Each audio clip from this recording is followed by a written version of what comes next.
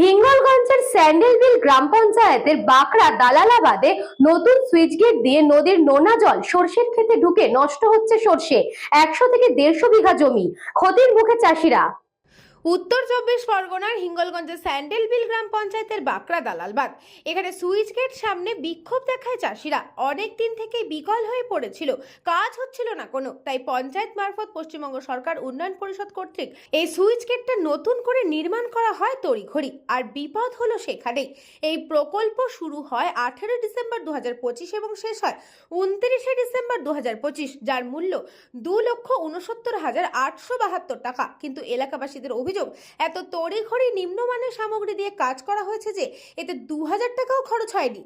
একটা নতুন switch gate তৈরি হলে তা দিয়ে কি করে ইছামতির জল সরিষা খেতে ঢুকে গেল।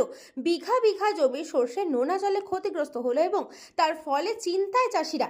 কেউ কেউ সমিতির থেকে লোন নিয়ে চাষ করছেন, আবার কেউ কেউ অন্যত্র কোথাও থেকে ঋণ নিয়ে এই সর্ষা চাষ করেছেন। লোনের টাকাটা কিভাবে পরিশোধ করবেন এমনটাই জানাচ্ছেন সর্ষা চাষি তুষারকান্তি মণ্ডল এবং অন্যান্য চাষিরা। স্যান্ডেলবিল গ্রাম পঞ্চায়েতের প্রধান পরিতোষ বিশ্বাস তিনি বলেন, বাঁকড়া দালালবাদের একটি সুইচ গেট জল ঢুকেছে শুনেছি, অনেক চাষিদের সমস্যা হচ্ছে। আমরা পঞ্চায়েতের পক্ষ থেকে দ্রুত জল নিকাশের ব্যবস্থা করছি, এমনই আশ্বাস দিলেন তিনি। নোনা জলের জন্য কৃষকদের ক্ষতি হলো। এই নোনা জলে সরিষা চাষ কৃষকদের প্রচুর, নোনা জলে চাষিদের ক্ষতি হলো কেন? সরিষা চাষ ক্ষতি হলো কেন? পশ্চিমবঙ্গ উন্নয়ন সরকার কৃষকদের সরিষা চাষ প্রচুর ক্ষতি হয়েছে। সুন্দর এই নোনা জলে কৃষকদের সরিষা চাষ ক্ষতি হলো কেন? পশ্চিমবঙ্গ উন্নয়ন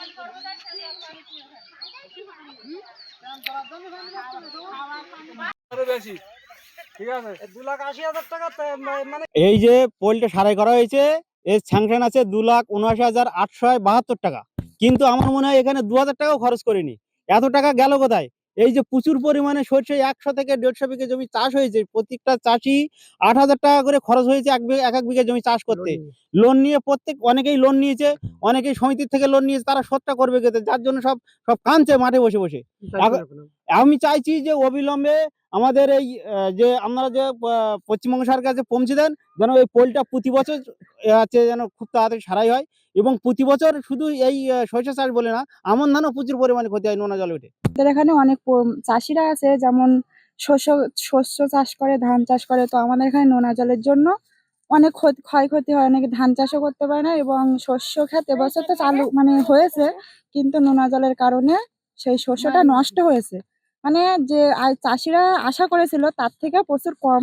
বাগানে এবছর খুব প্রচুর পরিমাণে জল উঠেছে, জল উঠে মানে চাষিদের ক্ষতি হয়ে গেছে।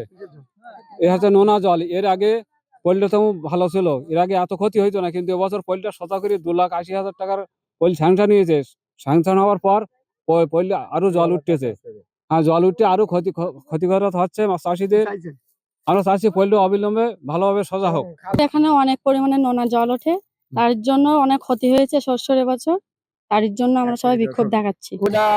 আমাদের দালালাবাদে কারণ চলছিল, ইতিমধ্যে এই নদীর জল ওদের একটা পাটা বিকল হয়ে মানে লোকালয়ে জল ঢুকে যায়, ওদের খেতে জল ঢুকে যায়।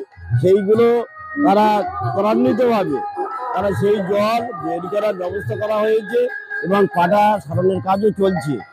এটা আমরা সবাই মিলে চেষ্টা করছি যাতে যে শস্য বাগানে জল উঠেছে সেই জলটাকে নিকাশ করার জন্য। হিঙ্গলগঞ্জ থেকে সুকান্ত দাসের report, news Banga time. St. Augustine's Day School, Barrackpur. Success for every child.